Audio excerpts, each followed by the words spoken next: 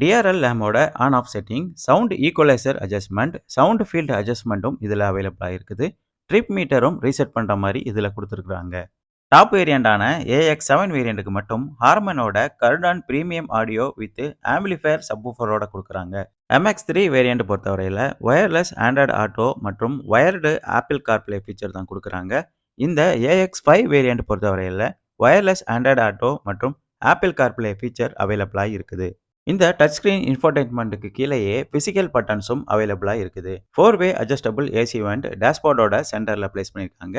Assault லேம்போட பட்டனும் AC வெண்ட்டுக்கு கீழே இருக்கிறத நம்ம பார்க்க முடியும். ஏசி வெண்டோட ஃபேன் ஸ்பீட் அட்ஜஸ்ட்மெண்ட் மற்றும் டெம்பரேச்சர் அட்ஜஸ்ட்மெண்ட் ஒரு ரோட்டரி சுவிட்ச் டைப்பில் கொடுத்துருக்காங்க. இன்ஃபோடெயின்மெண்ட் சிஸ்டம்லேயே ஃபேனோட ஸ்பீட் மற்றும் டெம்பரேச்சர் ரேஞ்ச் டிஸ்பிளே ஆகிற மாதிரி சிங்க் பண்ணியிருக்கிறாங்க.